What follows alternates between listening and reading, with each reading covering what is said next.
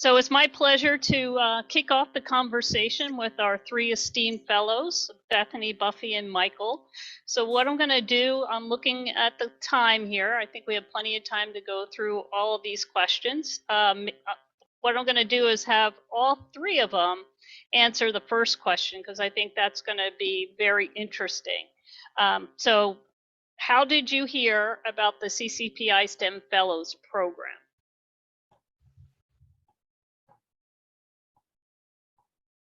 Well, do we just want to go order the names? Sorry. No, go ahead, Buffy. That's fine. Well,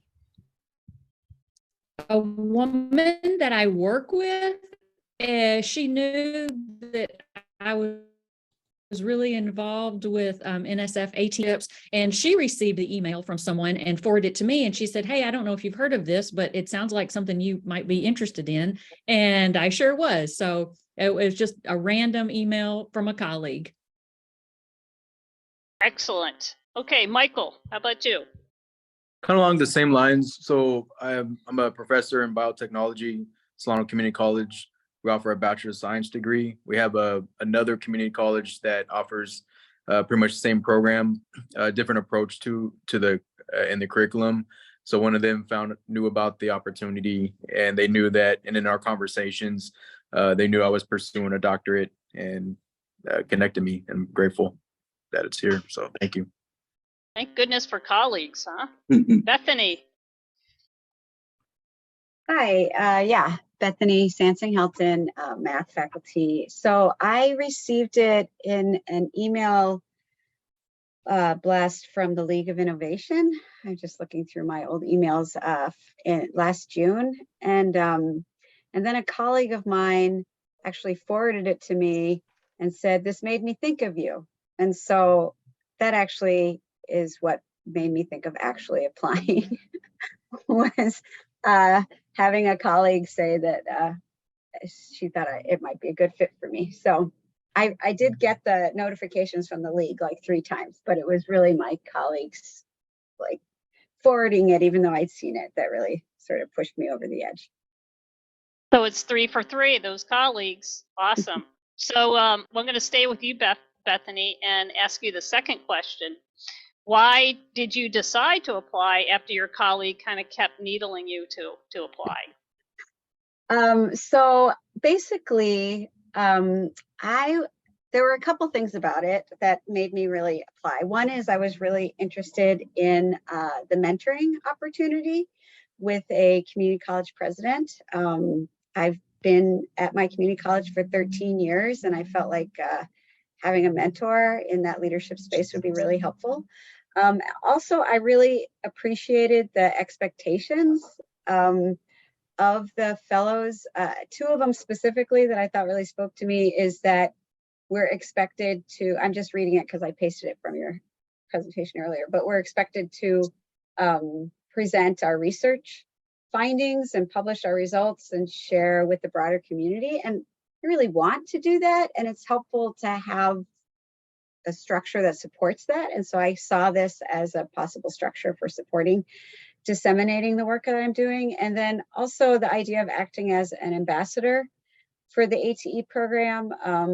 I felt like I would enjoy having that opportunity to do that. Wonderful. Okay, Michael, how about you? Well, I think the way I look at it, or my approach to my journey in life, is really focusing on how do I help serve our community? How do I help make sure that youth have better opportunities for, to live their American dream as well? And so I applied because one of my gaps I find is part of it's like organization or how to keep focused on addressing the different issues within my practice as a professor, but also in the community. So I'm also a city council member, and that adds an added level of complexity to it all. So actually, like right now, I'm supposed to be in this other meeting, but I'm like, I got something else to do. But so I attend University of Southern California. I know most grad schools are very expensive. The stipend, it absolutely helps. But for that, I'm not, like many folks, I'm not from a well-off background. And so that helps me be able to help out my family and give back to my community. And then on top of that, the mentorship, that was something that's really key, just gaining different perspectives. I mean, just right now with answer number one, we learn about the power of network, and how we all work together towards a common cause, which is to create a better world. And so just the way it was firmed, the mentorship, the funding, and then having opportunities to really fulfill my aspirations which is to take my experience, my knowledge, work with others to create a better world for others through education and workforce development. Excellent, excellent. Buffy, why did you decide to apply? Well, for a lot of the reasons that Bethany and Michael said, I too was very interested in the mentoring that was provided. I come from a natural science background and feel really confident in that kind of research. But behavioral science, higher ed, like I wasn't even sure like how to focus or how to frame a research question that didn't have to do with statistics or a lab.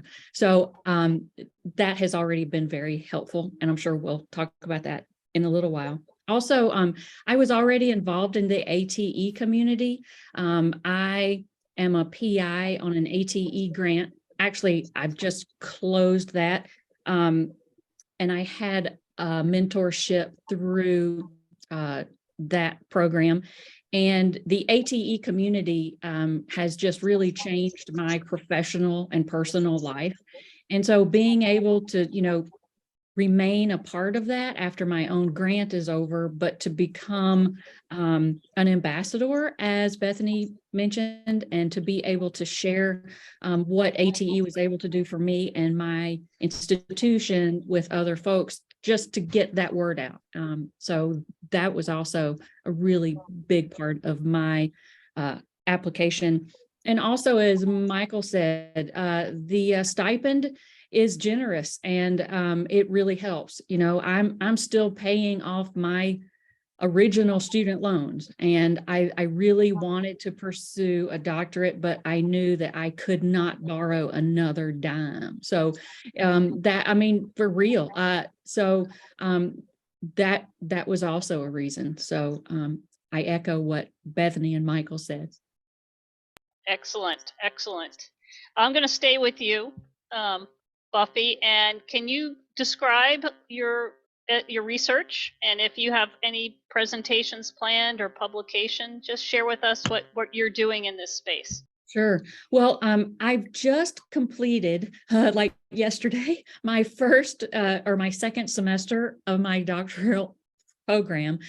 So this summer is when I'm really going to be deciding on the actual topic. And when I first applied, I really thought my focus was going to be on how using micro credentials as it relates to especially STEM and workforce education in the form of like badges or other kind of really like nano credentials, how that could perhaps help recruit and retain especially women in some of these fields. As I've been talking with my mentor, I may shift that a bit to talk about partnerships. So like partnerships between the community college, a four-year institution, and business and industry. So I'm not quite sure yet. I'm still very early in the process, but I feel like with my mentor, I'm going to have some really good direction. So if y'all are worried about applying and you don't have your research focused, I've been told that that's okay. So I am learning and growing in this position. That's a great tip. Great tip. And all good research changes, right? You have your one idea. I think when I went for my doctoral dissertation, I think it took me 3 tries before I landed on what I wanted to do. So I'm glad to hear that you don't have it cemented. So, and that your mentor is really helping you in that process. Okay, we're going to move to Bethany. How about you? Can you describe your research area and if you have anything planned for presentations or publications? Sure. So, my experience with ATE in the past I was a senior personnel on a ATE grant called Contextualize to Learn. The PI on that grant is Dr. Julie Wong, and at UW-Madison, and she's my advisor now. That experience, I led professional development to help faculty contextualize math for technical education students. I was originally going to do my research in the similar area to Dr. Wong. She does a lot on STEM momentum, but like you said, things change. And so my focus actually, which is still really informed by that experience on the Contextualize to Learn grant, is on understanding STEM faculty's use of data to address racial equity in the classroom. And so I'm building a survey. I still have a lot of work to do before I actually finalize my research question down to something that's like an actual research question and not just a broad topic. It still feels like a broad topic. But I did a roundtable at the Council for the Study of Community Colleges annual meeting. I actually saw Dr. Bragg there in April. And so to get some feedback on the pilot of the survey that I did the pilot at my college in the fall, and moving forward in that direction. Wonderful. That sounds good. And again, you mentioned your mentor, which is very good. And I know Dr. Bragg. Actually, go ahead. Actually, no. So Shuli is my advisor at UW-Madison. I forgot to mention my mentor. Thank you. That's the next question, though. So I will wait until that question.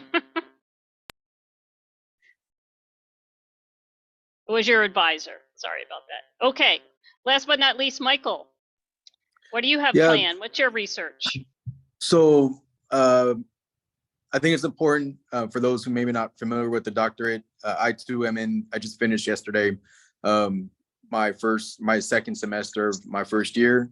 And depending on how each doctorate program has it set up, it's going to be a little vary. So like number one, if you don't, when we had to answer, put in our application, what's our research, I think it's okay to, they're just, I would, correct me if I'm wrong, but they're just those who are evaluating the applications, they're just looking to see like where's your focus and where you're looking, what are you working towards? So in that sense, I'm trying to combine my efforts that are both an educator, so in biotech or workforce development, in collaboration with our city's local efforts and initiative to bring in more biomanufacturing plants to our area. And so to me, that also ties into helping us address inequities. So the study is really looking at effective or productive partnerships between K-12 systems, possibly CCs. So you can just call that K-14. I need to focus it a little bit more, but how do we set up these partnerships between our education system and our local governing agencies to support a diverse STEM workforce? I would love I'm in the process. I would love to be ready to present in the annual conference in October. And that would just kind of gear more towards my continued efforts that I have conducting different outreach in, more quote unquote disadvantaged communities, and how there's more effective approaches in engaging and inspiring youth that STEM can be for them. And so I can talk about that for a while, but I'm gonna stop right there. So thank you. We like passion, Michael. We like that. Okay, we're going to stay with you, Michael, and I'm looking at the clock, so we're going to do a 2-for-1 here. We're going to tackle the last two questions. So, Michael, how do you like being part of the first cohort, and what advice would you give someone considering who's applying for the program? So answering those in reverse, advice to apply for the program. So number one, don't overthink it. Don't overthink it. I know, just looking at the numbers, like, hey, how do I be a part of the top, 5, 6 or whatnot? I think, always you want to put out some type of quality work, but, again, Ashok laid out, very well what the objectives are and what the goals are. And I think when you're able to demonstrate that in your application, demonstrate that through your work, through your commitment, I think it's something that in itself will convey, convey that throughout that process. I think, and so one of the strengths through that. So assuming that you're, getting it, maybe not now, maybe in the future, depending on how things go. I think we're all familiar with that. The mentorship component is key. So unfortunately, I'm in a transition period. Unfortunately, my mentor, outstanding, very well esteemed gentleman, respectively, has some health issues. So totally understand that. We always got to make sure we take care of ourselves, our own well-being. But in there, it's interesting too, because I love to have different inputs from different fields. In biotechnology, it absolutely requires different inputs, and there's different approaches to support that particular industry, and it's going in all these different directions now.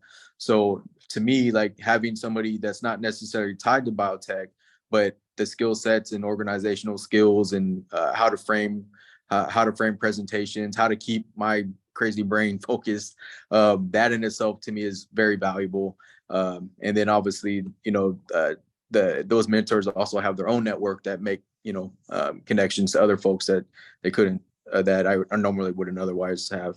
So overall, it's been a really good experience. Great. Okay, Bethany, 2 for 1. Okay. So I really enjoyed being part of the first cohort of fellows. It's neat to get to know everyone. I'm actually really looking forward to meeting all the fellows at the ATEPI meeting in October. I think that's going to really help connect us. One of the fellows, maybe it's Buffy actually, that got us into GroupMe right away, and so that's been really great. I have been connected with Dr. Marcia Pfeiffer, the retired president from St. Louis Community College, and my college is part of Achieving the Dream. And so this year was the first year I went to the Dream Conference in person. So I actually got to meet her in person at the conference. And so that was really fantastic. She gave me some great advice at the conference. And then we checked in again a month later and talked about just helping me navigate where I am with my PhD program while working as a full-time faculty member and thinking ahead to when things are done. So she's been incredibly helpful. And the advice to give to someone considering applying is just do it. Nice and simple. I like that. Just do it. And like Michael said, don't overthink it, right? Yeah. Okay, Buffy, bring us home. Well, as far as how do I like being a part of it? Oh my gosh, it is amazing because, okay, so I always thought that NSF was like the pinnacle of everything sciencey and nerdy and that I hold dear. Everything. I always wanted to be a part of NSF. And then when I became a PI, I just couldn't believe it. And then now that I have a fellowship through ATE, it is amazing. So I feel very fancy and like a princess sometimes. As I mentioned, I love having a mentor. I have several in different parts of my life, and I find it amazing. And so for what advice? Echo everybody else, just do it. Just if you've got compassion for other people, or if you've got passion about your own work in a community college, just apply. It's awesome. Excellent. Thank you. And we made it. It's only 1:44. So let me open it up for questions. Any questions for our fellows? Let's start with those questions before we ask Ashok any questions about the program. So any questions for Michael or Bethany or Buffy? Just throw it in the chat.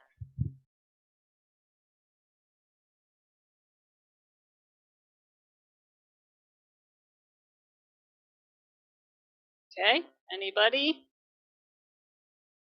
By the way, I want to have business cards printed up that just say Buffy Quinn, CCPI-STEM fellow. We can do that. And just hand them out. No questions for our esteemed fellows? Our inspiring fellows here? Okay, any questions about anything? I have a question. Go ahead. Go ahead. I came in late to the call. My name's Tina Jackson. I'm Assistant Commissioner of Workforce Education at the Texas Higher Education Coordinating Board. And my background is in STEM. I've done a lot of STEM research.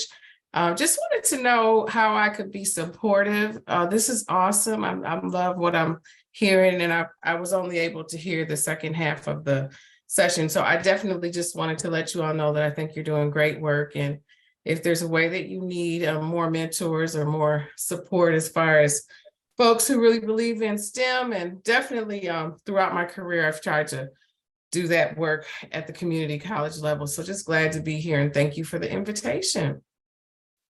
Thank you for joining. Go Tina, ahead, do you George. have your contact information in the chat? So we can Sure. Sure, I can do that. Thank you. Any other thoughts or questions? We can be informal and just come off mute instead of throwing anything in the chat. Beth, one quick comment. No one asked exactly how much is the honorarium, what exactly is the dollar amount and so on. So I think maybe we should go ahead and mention that also. Honorarium is $5,050. I wish $5,000 per year. And if it continues for the second year, you'll get second year also $5,000.